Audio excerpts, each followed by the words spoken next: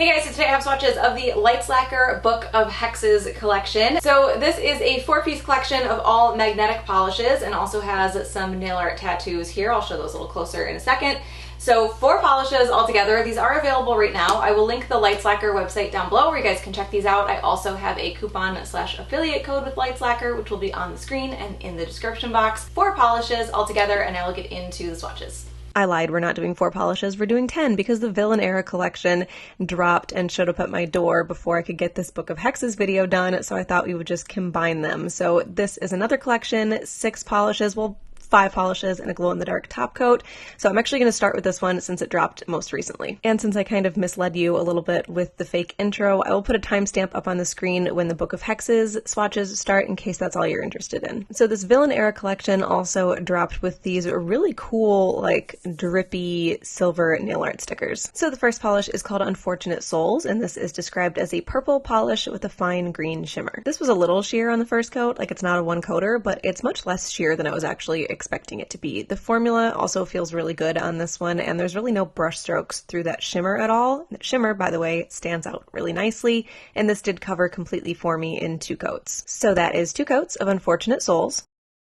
The next polish is called Sorry Not Sorry, and this is described as a gray purple polish with a fine teal shimmer. And this one was actually more sheer than I was expecting it to be on the first coat. Still not bad, but I just thought this would be like very creamy and opaque. The formula feels really good, the shimmer stands out really nicely, and nothing I said on the first coat matters because it's still covered completely in 2 coats. And the second coat made that shimmer contrast even better. So that is 2 coats of Sorry Not Sorry.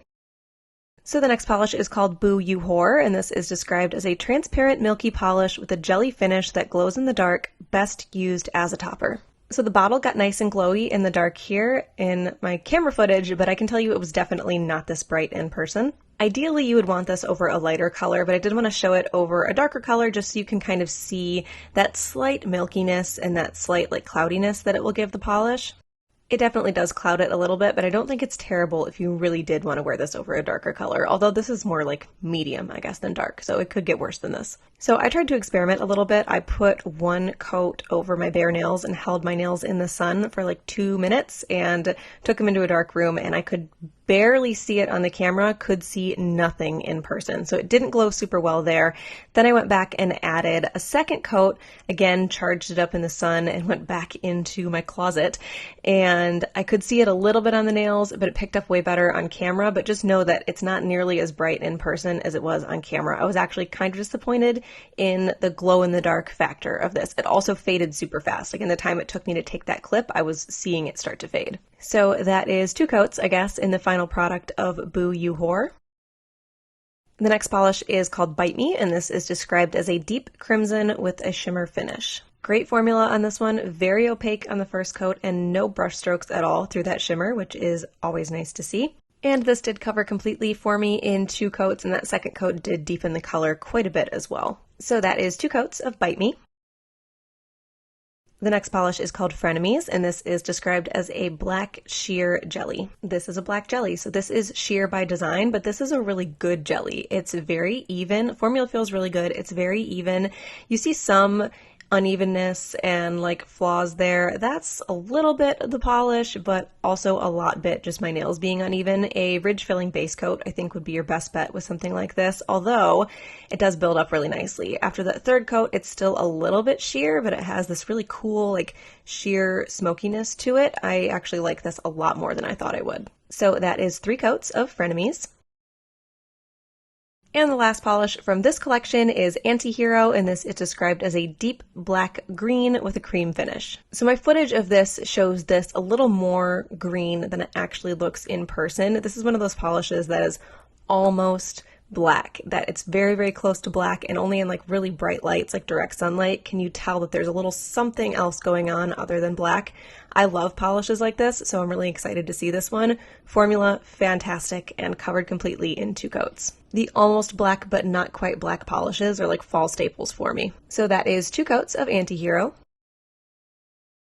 So moving on to the Book of Hexes collection, this is the 4-piece magnetic collection that came out a couple of weeks ago. These did come with their own unique boxes, so I did want to show those to you here. I always like to show the boxes if I remember to, because someone put a lot of time and effort into those.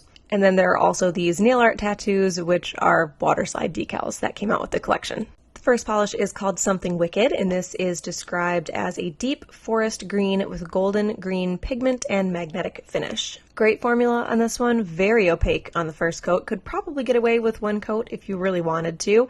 I will say the magnetic effect on this one is only like moderately strong. It's not terrible, but I do wish it had been just a little bit stronger. I think it would have made a huge difference in this. So that is 2 coats of Something Wicked. The next polish is called Brujita, and this is described as a deep purple with lavender pigment and a magnetic finish. So a little less opaque than the last polish, but not sheer at all. The magnetic effect is a little bit stronger in this one, and I really like that pink magnetic shimmer that's in there. So this did cover completely for me in 2 coats, and I did all of these with the magnet under my finger to give that diagonal line. I think that's just an easier way to do it for me when I'm swatching, but you could also do this with the velvet effect where you kind of hover the magnet around the nails strategically to make it a little shiftier. I've never been super good at that, but that's also an option. So that is 2 coats of Brujita.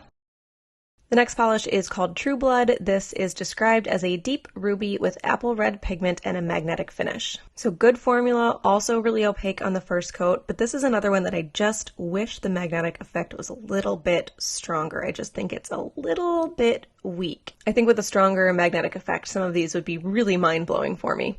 So almost opaque in 1 coat, but it did deepen quite a bit and cover completely in 2 coats. So that is 2 coats of Tru Blood.